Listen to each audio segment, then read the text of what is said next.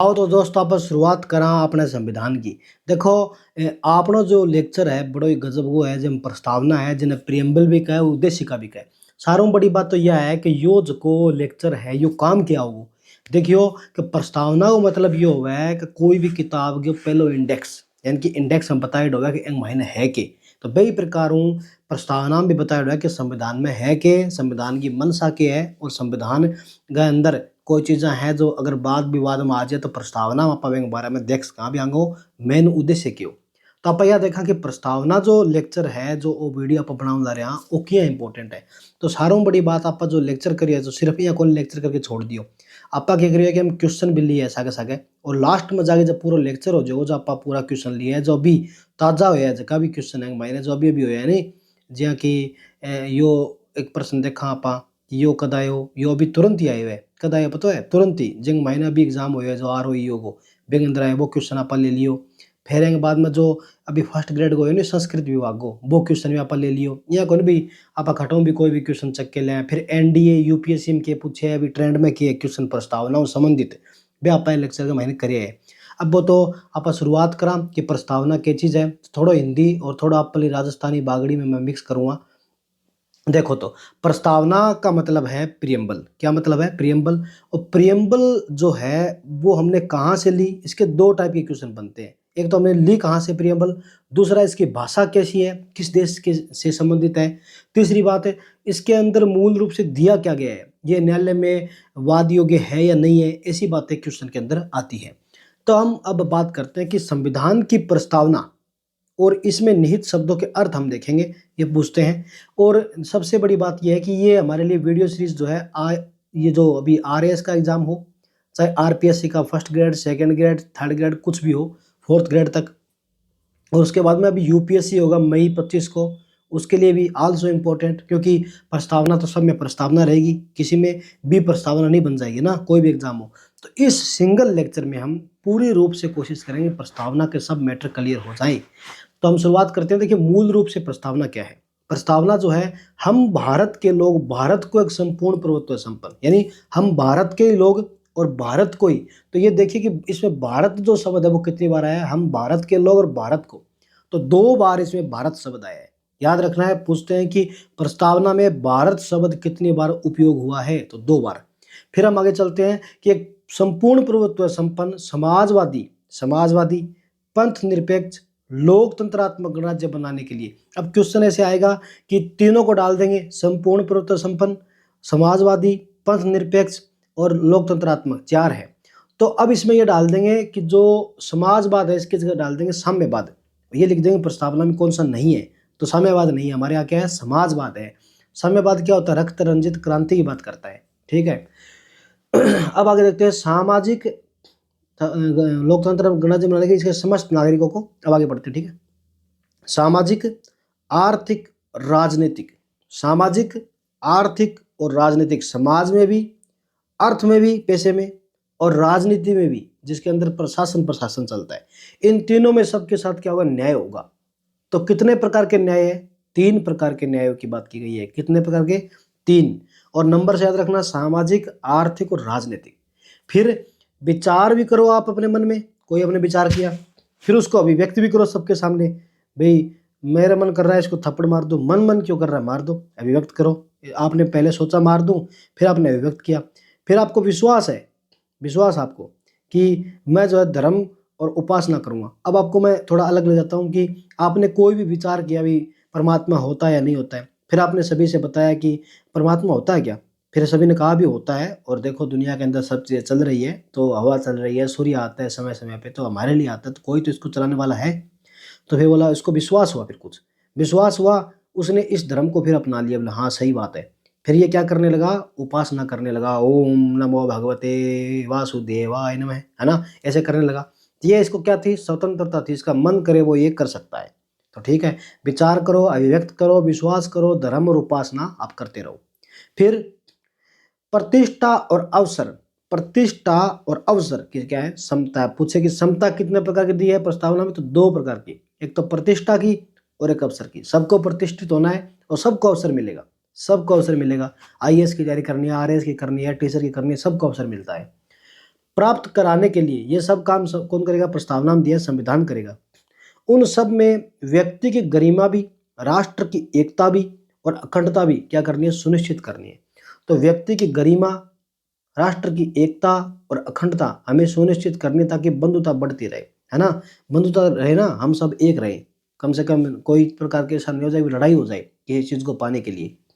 फिर दृढ़ संकल्पित होकर अपनी इस संविधान सभा में, दृढ़ संकल्पित होकर अपनी इस संविधान सभा में दिनांक 26 नवंबर 1949, हम बात करेंगे बहुत अच्छे से इसकी, देखना आप, को एतद द्वारा इस संविधान को अंगीकृत करेंगे, अधिनियमित करेंगे और आत्मा को अर्पित करेंगे। यानी हम खुद ही तो इसको जोड़ेंगे, फिर इसको अधिनियमित लागू करेंगे और अपनी आत्मा से भी जोड़ेंगे, आत्मा अर्पित करेंगे, खुद को अर्पण अर्पण कर रहे हैं। कौन? भारत के लोग।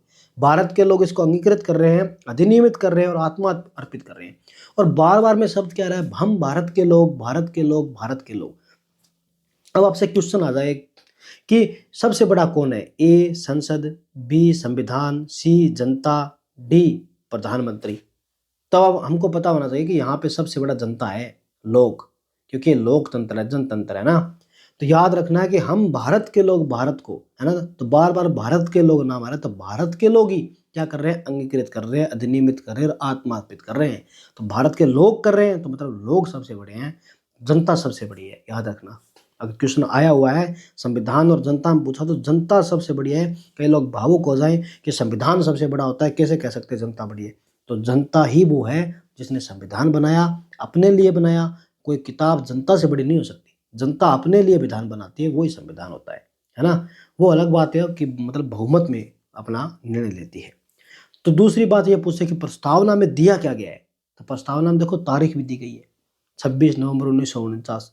अब आपको ये बताना है कि ये 26 नवंबर 1949 हिंदी माह में कौन सा महीना था? आपको ये बताना है, बहुत इंपॉर्टेंट है, क्वेश्चन आता है। और इस दिन कौन सा वार था? बृहस्पतिवार, शुक्रवार, शनिवार, रविवार, क्या वार था? ऐसा क्वेश्चन आता है। तो अब हम इसको पूरा देख चुके हैं प्रस्तावना को। प्रस्तावना मूल रूप से ये है। तो प्रस्तावना के जो सिंपल क्वेश्चन आते हैं वो देखते हैं, फिर प्रस्तावना के बारे में गहरे रूप में बात करेंगे। प्रस्तावना से शुरू होने वाला पहला संविधान कौन से देश का है? जहां पे प्रस्तावना है, तो पहला जो देश है वो यूएसए यानी अमेरिका है, जिनके संविधान में प्रस्तावना है। तो हमने जो प्रस्तावना का विचार लिया है वो यूएसए से लिया है। संविधान का सारांश या सार किसमें है? मूल अधिकारों में है, मूल कर्तव्यों में है, प्रस्तावना में है या डीपीएसपी में? किसमें है? जो सारांश है वो प्रस्तावना में है।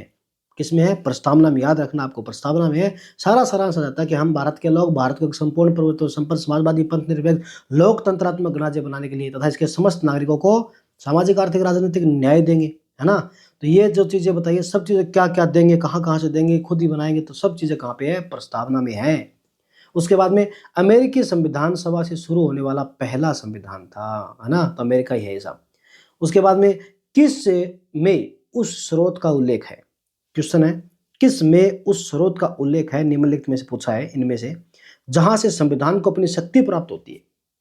तो किस में ऐसा दिया गया है कि भारत की जनता कहां पे है कि संविधान को अपनी शक्ति वहां से प्राप्त होती है? तो प्रस्तावना में से दिया गया कि हम भारत के लोग भारत को संपूर्ण प्रभुत्व संपन्न समाजवादी पंथ निरपेक्ष लोकतंत्रात्मक राज्य बनाने के लिए, बार बार में क्या बोलना है, तो मतलब क्या है? प्रस्तावना में दिया गया है। तो संविधान की बात आ जाए, कोई भी बात आ जाए, जनता सबसे बड़ी है। तो आपने जेपी का नारा सुना होगा, जयप्रकाश नारायण का, जब 1973-74 के आसपास आपातकाल लगा था कि सिंहासन खाली करो कि जनता आती है। यानी जब जनता ही आती है तो सबसे बड़ी जनता होती है, जनता माई बाप, है ना। कोई भी आपको प्रशासनिक अधिकारी ये बोल दे कि आप होते कौन हो मेरे को ये बोलने वाले कि मेरे लिए ये करके दो, तो उनको बोलो कि we are people of the India, हम जनता हैं और हमारी जनता के लिए क्या बनती है? सरकार बनती है, हम खुद बनाते हैं। हमारे निर्णय लेने के लिए हम हमारे प्रतिनिधि चुन के सदन में भेजते हैं। और उन प्रतिनिधियों को अगर कोई चीज़ का ज्ञान नहीं है, क्योंकि प्रतिनिधि जो लोकप्रिय होते हैं उनको ज्ञान न हो तो कोई बड़ी बात नहीं है, मतलब शिक्षित नहीं हो तो भी कोई बड़ी बात नहीं है, वो हमारे लिए लोकप्रिय है। और उनको राय मशवरा देने के लिए आप नौकर शाही, है ना, नौकर। और नौकर हो तो हमारे नौकर आप हो, तो हमारे जो भी आदेश है उनको मानना आपके लिए जरूरी है, संवैधानिक रूप से मानना पड़ेगा। ये बात होती है, तो जनता सबसे बड़ी है। प्रस्तावना में वह आदर्श और आकांक्षाएं शामिल है जिन पर जो है भारतीय राज्य की स्थापना हुई है। तो सभी आकांक्षाएं, आदर्श जो भी क्वेश्चन आ जाए तो प्रस्तावना आपको दिल लगा के ठोकना है। 13 दिसंबर 1946 का दिन था। जवाहरलाल नेहरू ने संविधान में सभा, जो संविधान सभा चल रही थी, पूरी सभा चल रही है, उस संविधान सभा में उद्देश्य प्रस्ताव प्रस्तुत किया है कि ये हमारा उद्देश्य हो सकता है। इस प्रकार से उद्देश्य प्रस्ताव उन्होंने संविधान सभा में रखा। तारीख है 13 दिसंबर 1946, याद रखना 46। अब 13 दिसंबर 1947 आ जाए तो तब तो हमारा देश आजाद है, बन चुका है सब कुछ, तो याद रखना 46। प्रस्तावना ने संविधान निर्माण में संविधान सभा के सदस्यों के लिए एक मार्गदर्शक सिद्धांत प्रस्तुत किया है। मार्गदर्शक बनी है प्रस्तावना। बताया कि हमें किसके लिए क्या क्या करना है, कैसे सबको न्याय देना है, कैसे स्वतंत्रताएं देनी है, कैसी गरिमा होगी, कैसे अवसर होंगे, सब दिया है। इसको जो लागू किया है वो 22 जनवरी 1947 को भारतीय संविधान की प्रस्तावना के रूप में अपनाया गया है। अब आपको तारीखों की दिक्कत आती है, हमें तारीख कैसे याद करें। ये देखिए 13 दिसंबर 1946 का दिन था, दिसंबर का महीना है, एकदम लास्ट में। तो साफ सी बात है कि 5-7 दिन इस पर चर्चा हुई तो नेक्स्ट मंथ आ गया। तो नेक्स्ट मंथ आ गया, तो नेक्स्ट मंथ आया तो साथ में क्या हुई, ईयर भी चेंज हो गया 1947। तो 22 जनवरी को दिन, तो 13 के बाद 22 याद रखना आप, ठीक है। आप सॉरी, आप ये भी याद रख सकते हो 13 13 मतलब 13 जनता का सारा जिक्र कहाँ पे है, प्रस्तावना में। 13 जिक्र कहाँ पे है, प्रस्तावना में। फिर देखो, क्या आप जानते हैं प्रस्तावना भारत को एक संप्रभु, समाजवादी, पंथ निरपेक्ष, लोकतंत्र तांत्रिक राज्य बनना चाहती है। पता आपको कि ये देखो पंथ निरपेक्ष, इस पे बात करेंगे हम कि पंथ निरपेक्ष क्या है। पंथ निरपेक्ष से आज से धर्म निरपेक्ष से नहीं है, क्योंकि व्यक्ति जब धर्म से अलग हो जाएगा तो वो कर्म कैसे कर देगा। क्योंकि जो धर्म होता है वो होता है जो धारण करने योग्य होता है, और धारण करने योग्य वो होता है जो योग्य होता है ना। तो धर्म से तो निरपेक्ष होना नहीं है। हम फ्रांस की तरह नहीं है कि हमें धर्म से अलग होना है, क्योंकि वहाँ पे ईसाइयत ज़्यादा थी और वहाँ पे जो चर्च थे वो चर्चों का क्या था, ज़्यादा जो पॉलिटिशियन है इनमें इन्वॉल्वमेंट ज़्यादा था। तो इस प्रकार उन्होंने धर्म को अलग किया। हमारे यहाँ धर्म को अलग करने की जरूरत नहीं है, हमने धर्म को अलग किया ही नहीं है। हम तो हज जाते हैं ना लोग, उनको भी क्या देते हैं, सब्सिडी। जो कुंभ जाते हैं उनको सब्सिडी, जो अलग अलग तीर्थ जाते हैं उनको सब्सिडी, यानी धर्म से हम अलग है ही नहीं। हमारे यहाँ तो अमरनाथ समिति में, वैष्णो देवी में सब चीज़ें चल रही है सरकार की तरफ से। तो इस प्रकार हमारे यहाँ धर्म से अलग नहीं होते हैं। हमारे शब्द है पंथ निरपेक्ष। तो पंथ निरपेक्ष शब्द का आशय है कि आप कोई भी धर्म मानो, अपनी निजी लाइफ में मानो, उसको पब्लिक प्लेस पे मत मानो, ये है, ठीक है ना। भारतीय राज्य की प्रकृति कैसी है इसके बारे में इसमें पता लगता है। तो अब देखते हैं कि संप्रभु एक शब्द है। संप्रभु, संप्रभु मतलब क्या है, हम हमारे निर्णय खुद लेंगे, चाहे तो वो आंतरिक रूप से लेने हो और चाहे क्या हो, बाहरी रूप से लेने हो, बाहर के हो। हमारे निर्णय हम खुद लेंगे कि भारत का अपना स्वतंत्र अधिकार है और यह किसी अन्य बाहरी प्रभुत्व में नहीं है। कोई ब्रिटेन सरकार के नीचे नहीं है, कोई अमेरिका के नीचे नहीं है, कोई चीन के नीचे नहीं है। हम हमारी मर्जी से निर्णय लेते हैं, अपने मामलों का संचालन करने के लिए हम स्वतंत्र हैं। समाजवादी, लोकतांत्रिक तरीकों से समाजवादी लक्ष्यों की प्राप्ति करेंगे। किस तरीकों से, लोकतांत्रिक, साम्यवादी नहीं।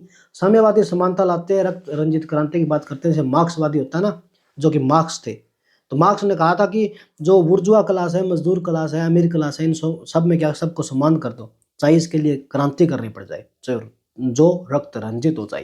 लेकिन हमारे यहाँ ऐसी धारणा नहीं है। हम तो क्या करेंगे, सबको साथ लेके चलेंगे। यानी कि यहाँ के बहुत अमीर आदमी जियो की सिम लेके आएंगे और उन अमीर आदमियों से जियो की सिम गरीब लोगों को मिलेगी जो आर्थिक रूप से गरीब है, और वो अपनी सिम चलाएंगे, बच्चे पढ़ेंगे, नौकरी लगेंगे। तो सबके अंदर क्या है, समानता आ रही है, समाजवादी। तो यह लोकतांत्रिक समाजवाद को बढ़ावा देता है, जो मिश्रित अर्थव्यवस्था में विश्वास रखता है। निजी और सार्वजनिक दोनों क्षेत्र साथ साथ मौजूद है, निजी भी सार्वजनिक भी, और मिश्रित अर्थव्यवस्था है जहाँ पे पूंजीवाद भी है और समाजवाद भी है। यानी कि व्यापार भी चलेंगे साथ में। व्यापार के अंदर गेहूं बढ़ रही है, 2500 रुपये मतलब क्विंटल में बढ़ रही है, कोई खरीद नहीं पा रहा है, तो फिर भारत की सरकार उनको सब्सिडी देगी और कम पैसे में खरीद सकेंगे, है ना। तो बेचने वाले को भी लाभ और खरीदने वाले को भी लाभ, ये समाजवाद है हमारे यहाँ। वो वाला नहीं है कि हम रक्त रंजित क्रांति करेंगे। पंथ से निरपेक्ष, भारत में सभी धर्मों को राज्य से समान सम्मान, सुरक्षा और समर्थन मिलेगा। सभी धर्मों को, हज भी जाओगे, कुंभ भी जाओगे, ईसाई कोई चर्च बन रहा है उसमें उसमें जाओगे, कहीं भी जाओगे तो सबको समानता के साथ है धर्म में क्या मिल रहा है, सब्सिडी मिल रही है, भारत सरकार की तरफ से सुरक्षा मिल रही है, ऐसा दिया गया है। लोकतांत्रिक, इस शब्द से तात्पर्य है कि भारत के संविधान का एक स्थापित रूप है। क्या है? एक स्थापित रूप है हमारे संविधान का, जो निर्वाचन में व्यक्त लोगों की इच्छा से अपना अधिकार प्राप्त करता है कि लोग अपनी इच्छा किसके साथ जता रहे हैं, किसको अपना प्रतिनिधि मान रहे हैं, कौन सी सरकार बनेगी, ये जनता के ऊपर है। गणतंत्र क्या है? यह शब्द ये इंगित करता है कि राज्य का प्रमुख जो लोगों द्वारा चुना जाता है, राज्य का प्रमुख किनके द्वारा? लोगों के द्वारा चुना जाता है। हमारे यहाँ ब्रिटेन जैसा नहीं है कि वहाँ पे जो वंशानुगत वहाँ के राज्य के प्रमुख जो है रानी और महाराजा बनते आ रहे हैं ना, वह महारानी एलिजाबेथ वाला सिस्टम नहीं है। हमारे यहाँ तो राष्ट्रपति जो राज्य का प्रमुख है वो भी चुनाव के द्वारा आएगा। आपने वोट दिया था राष्ट्रपति चुनाव में, याद है ना आपको? नहीं दिया, याद रखना। राष्ट्रपति के चुनाव में हम वोट नहीं देते क्योंकि ये अप्रत्यक्ष तौर से होता है। जैसे हम तो हमारे एमएलए एमपी चुनते हैं, वो जा करके राष्ट्रपति को चुनते हैं, तो हमारे प्रतिनिधि वो है, उन्होंने चुन लिया तो हमने चुना, ऐसे करके। तो राष्ट्रपति भारत के लोगों द्वारा अप्रत्यक्ष रूप से निर्वाचित होते हैं और राष्ट्रपति भारत के संवैधानिक क्या है? प्रमुख है। जितने राज्य की सरकार, राज्य मैं राजस्थान राज्य हरियाणा राज्य नहीं बोल रहा हूँ, राज्य मतलब वो जिनका एक क्षेत्र है, जिनकी जनसंख्या है, जिनका संप्रभु निर्णय लेने की ताकत है, वो राज्य, वो देश, उनका जो देश का राष्ट्रपति है वो क्या है? संवैधानिक प्रमुख है। सारे काम राष्ट्रपति के नाम से होते हैं, याद रखना है। चीजें एक एक इंपॉर्टेंट है। अगर बोरिंग भी लगे तो जिंदगी खुशहाल होने वाली है, क्योंकि कुछ चीजें जो बोरिंग लगती है वो आगे जाके बहुत मजा देती है। आप जब पढ़ लोगे, लिख लोगे, उसके बाद आप जॉब करोगे तो आपको मजा भी आएगा। और चीजों का जो मूल रूप है वो हमें जानना जरूरी भी है। फिर हम देखते हैं कि संविधान के उद्देश्य क्या है। पहला उद्देश्य स्वतंत्रता। इसका अर्थ है व्यक्तियों जो भी गतिविधियां हैं उन पे प्रतिबंधों का अभाव होना चाहिए, उनको पूर्ण रूप से विकसित होने का अधिकार है। कोई बच्चे को पढ़ाना चाहता है, कोई बच्चा संत बनना चाहता है, उनको सब अधिकार है, वो स्वतंत्र है ना। प्रतिबंधों का अभाव है। साथ ही व्यक्तिगत व्यक्तित्व के विकास के लिए अवसर प्रदान करता है। कोई भी व्यक्ति पर्सनली अपना विकास कर सकता है। दूसरी बात, आपको अधिकार कितना है? अगर कहते हैं कि भारत का संविधान एक हाथ से देता है अधिकार तो दूसरे हाथ से लेता है। क्यों?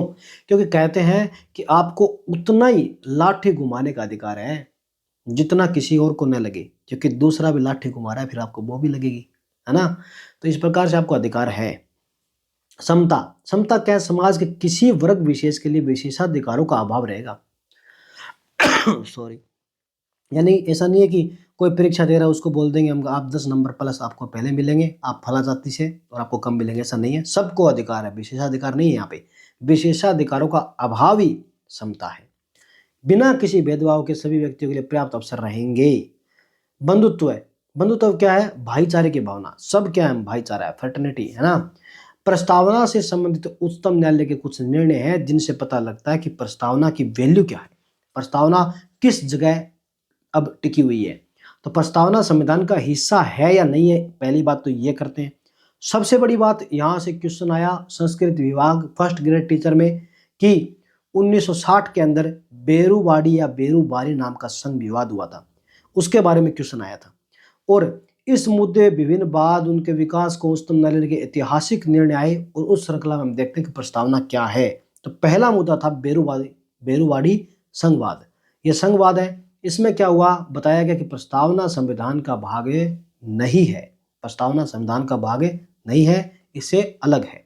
उसके बाद में चूंकि प्रस्तावना हमारे संविधान निर्माताओं के मौलिक विचारों, दूरदर्शिता का सूचक है, इसलिए संविधान में किसी भी अस्पष्टता की व्याख्या करने का आधार बन सकता है, परंतु ये संविधान का भाग नहीं है। बस ये उसकी अस्पष्टता कुछ आती है, कुछ आपको पता लगाना है कि स्वतंत्रता कैसी देनी है कैसे नहीं देनी, तो आप उसका पता लगा सकते हो, परंतु ये भाग नहीं है। कौन कहते हैं? बेरुबाड़ी। कौन कहते हैं? बेरुबाड़ी। तो ये देखो, बेरुबाड़ी यानी कि बिना कोई भी बाड़ी के अंदर से घुसाना नहीं है। बाड़ी होती है ना जो अपने जो खेती बाड़ी, उस प्रकार से। तो बेरुबाड़ी है ना, उसका बेरोपाड़ी, पता लगा बेरोपाड़ रहे कौन है वो, इस तरीके से राजस्थानी में। केशवानंद भारती विवाद आता 1973। उसमें क्या कहता है? उच्चतम न्यायालय ने अपनी प्रस्तावना पर जो रुख पलट दिया है, जो पहले कहा बेरुबाड़ी में उसको चेंज किया है। भारतीय संविधान की प्रस्तावना को संविधान का हिस्सा माना और संविधान के कानूनों और अन्य विभिन्न प्रावधानों की व्याख्या में महत्वपूर्ण भूमिका निभाएगा। संविधान में जो भी संवैधानिक कानून है, अन्य विभिन्न प्रावधान, उनकी व्याख्या करने में महत्वपूर्ण भूमिका कौन निभाएगा? प्रस्तावना। और फिर विवाद आता है LIC विवाद 1995। यह क्या कहता है कि उच्चतम न्यायालय ने एक बार फिर फैसला सुनाया कि प्रस्तावना संविधान का अभिन्न अंग है। तो मतलब क्या, बेरुबारी में तो मना किया है कि भाग नहीं है। हाँ, ये बात है कि ये प्रस्तावना जो है एक विशेषज्ञों के लिए क्या है, जरूरी हो जाती है, ताकि वो पता लगा सके कि जो भी हमें निर्माण करना है उसके मौलिक विचार और दूरदर्शिता क्या है। ये दिया है कि प्रस्तावना का मूल रूप है क्या, वो बताया है, परंतु भाग नहीं माना। केशवानंद ने माना। LIC विवाद 1995 में माना कि है, लेकिन भारतीय न्यायालयों में सीधे लागू नहीं किया जा सकता। ये बहुत बड़ा बात है, बहुत इंपॉर्टेंट है। इस बार RPSC के लिए जो एग्जाम होगा उसके लिए इंपॉर्टेंट है। तो याद रखना है कि उच्चतम न्यायालय ने LIC विवाद में कहा था 1995 में कि जो प्रस्तावना है वो संविधान का भाग है, साथ में न्यायालयों में सीधे लागू नहीं किया जा सकता। उसको, प्रस्तावना के किसी बात को लेकर आप न्यायालयों में जाके नहीं खड़े हो सकते कि हमें ये नहीं दिया गया है, प्रस्तावना में दिया गया है, तो ये वाद योग्य नहीं है। ठीक है। लोकप्रिय संशोधन क्या क्या जो इससे संबंधित हुए थे? क्या 368 के तहत प्रस्तावना में संशोधन किया जा सकता है? क्या 368 संविधान संशोधन होता है? इस मामले पर निर्णय के विकास को निम्नलिखित ऐतिहासिक घटना से या माध्यमों से हम देखते हैं। केशवानंद भारती वाद 1973 में देखते हैं कि इस मामले में उच्चतम न्यायालय ने माना कि प्रस्तावना संविधान का एक हिस्सा है। केशवानंद ने माना कि हिस्सा है। अगर हिस्सा है तो इसमें संशोधन किया जा सकता है। अगर हिस्सा है तो संशोधन हो सकता है ना, कि संविधान में संशोधन होता है, तो प्रस्तावना क्या चीज है फिर? बशर्ते कि संविधान की मूल संरचना में कोई संशोधन नहीं करना। मूल संरचना, मूल बातें जो संविधान पे, जिस पे संविधान टिका है, जिसमें हमारी जनता टिकी है, जो मूल विचार है, उसमें संशोधन नहीं हो सकता, बल्कि आप प्रस्तावना में संशोधन करो चाहे। अब इसकी पंथ निरपेक्ष जो शब्द है, जो कहता है कि हम जो है जो भी पब्लिक लाइफ है उसके अंदर धर्म को ऐसे नहीं रख सकते कि एक धर्म का हम क्या कर रहे हैं, विकास कर रहे हैं, दूसरे का क्या कर रहे हैं, विनाश कर रहे हैं, ऐसा नहीं हो सकता है। तो ये मूल संरचना है। दूसरा, 42वां संविधान संशोधन 1976 आता है। केशवानंद भारती वाद के निर्णय के बाद यह स्वीकार किया गया कि प्रस्तावना संविधान का हिस्सा है। ठीक है, तो ये 42वां। उसके बाद संविधान के एक भाग के रूप में संविधान के अनुच्छेद 368 के तहत प्रस्तावना में संशोधन भी किया जा सकता है, लेकिन क्या है, मूल संरचना को आप छेड़छाड़ नहीं करोगे। अब तक प्रस्तावना में 42वें संविधान संशोधन 1976 के माध्यम से केवल क्या हुआ है, एक ही बार संशोधन हुआ है। ये क्वेश्चन आया हुआ है कि प्रस्तावना में कितनी बार संशोधन हुआ है, तो सिर्फ एक बार, 42वें संविधान संशोधन 1976 के माध्यम से, याद रखना है। उसके बाद में 42वां संविधान संशोधन 1976 के माध्यम से समाजवादी, धर्मनिरपेक्ष और अखंडता शब्द जोड़ा है। तो समाजवाद, धर्मनिरपेक्ष और अखंडता शब्द क्या है? समाजवाद, धर्मनिरपेक्ष और अखंडता। ये जो अखंडता नाम का शब्द है, आप सोच लो कि ये बाद में जुड़ा है, ये बाद में जुड़ा है, याद रखना है। संप्रभु, लोकतांत्रिक के मध्य समाजवाद और धर्मनिरपेक्ष जुड़ा है। पहले क्या, संप्रभु और लोकतांत्रिक जो नाम थे उनके मध्य में क्या लेके आए हैं, धर्मनिरपेक्ष जोड़ा। तो संप्रभु, धर्मनिरपेक्ष, लोकतंत्रात्मक गणराज्य। ठीक है। राष्ट्र की एकता और अखंडता में बदला है, ये शब्द यहां डाले हैं। राष्ट्र की एकता और अखंडता नाम यहां जोड़ा गया बाद में, और यहां क्या जोड़ा गया, संप्रभु और लोकतांत्रिक के मध्य समाजवादी और धर्मनिरपेक्ष जोड़ा। कैसे कि संप्रभु, समाजवादी, धर्मनिरपेक्ष, लोकतंत्रात्मक। याद रखना है, संप्रभु, समाजवादी, धर्मनिरपेक्ष, लोकतंत्रात्मक। ये नंबर वाइज भी आ जाते हैं, आप लिख लेना कि संप्रभु, लोकतंत्रात्मक और लोकतंत्र के मध्य, तो संप्रभु, समाजवाद, धर्मनिरपेक्ष और लोकतंत्र, ऐसे SSDL। थोड़ा कंफ्यूजन हो, कोई दिक्कत नहीं, आराम से दोबारा देख लेना। प्रस्तावना से संबंधित निम्न में से कौन सा गलत कथन है, ये क्वेश्चन आ गए। ठीक है, तो देखते हैं हमारे वीडियो का टाइमिंग क्या है। ये क्वेश्चन आ गए, तो हम क्वेश्चन को जो है दूसरे वीडियो के अंदर डाल लेंगे। ठीक है, ओके। तो ये हमारा पहला वीडियो जिसमें हमने फैक्ट किए, सभी जो बातें जानी। इसके बाद में ये सेकंड वीडियो जो है वो क्वेश्चन वाइज आ जाएगा, तो इसमें हम काम कर लेंगे। ठीक है, जय हिंद, जय भारत। आप सभी हमारे YouTube channel Ajay study mission को जरूरी लाइक, सब्सक्राइब और शेयर करें, अपना प्रेम दिखाएं, और कुछ कमियां रहती है तो आप मेरे को जरूर बताएं। ठीक है, कमेंट सेक्शन आपके लिए खुला है। जय हिंद, जय भारत।